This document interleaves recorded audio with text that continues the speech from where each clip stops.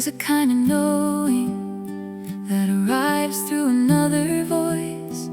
My son on the line, careful with every word, repeating what his uncle heard from a social worker, just enough truth to know things were fine. I thanked him softly, and I set the phone down gently, then walked back into the life I had made, not relieved and not grieving, just a quiet awareness he was safe, and others were too. I once loved a man so bright he was blinding. I once fled a man so dark he was dangerous, and between the leaving and the losing there were years of almost nothing, still somehow something. Just a voice on a phone, just a stranger's report, just enough truth to know. I think of the man that I married in Tahoe before the illness took hold of his mind, when he looked at me like I was worth believing in, before his thoughts turned sharp and strange. That man and this son shared a name and a history, and I carried both without knowing how. You cannot quite mourn someone still living, and you cannot stop mourning when they're gone.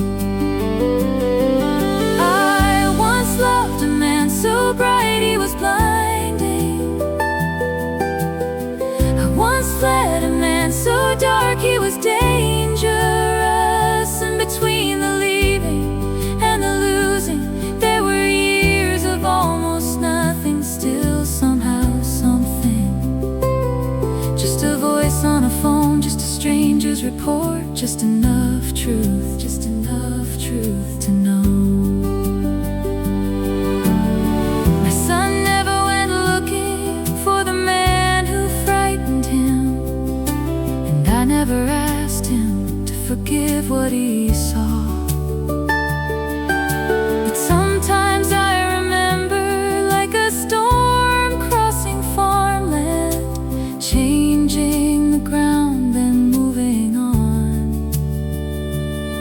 And you stand in the quiet, learning slowly what the earth feels like when the shaking finally stops.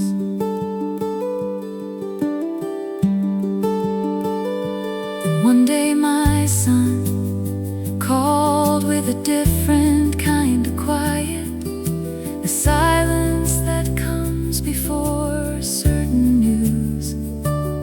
I sat with it like a knot in the thread of a life, half expecting, half refusing.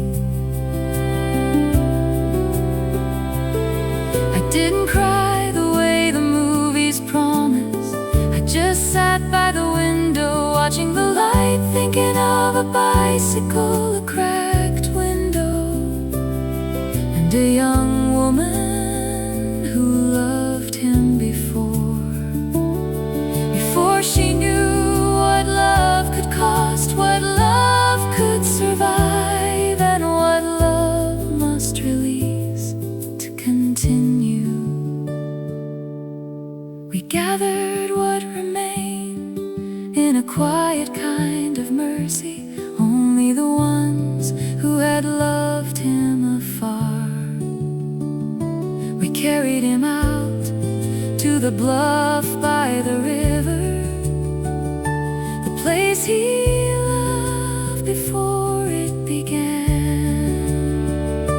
And we gave him back to the current and water, back to movement, back to the flow, back to something living and turning, always new. I once loved a man so bright he was blind.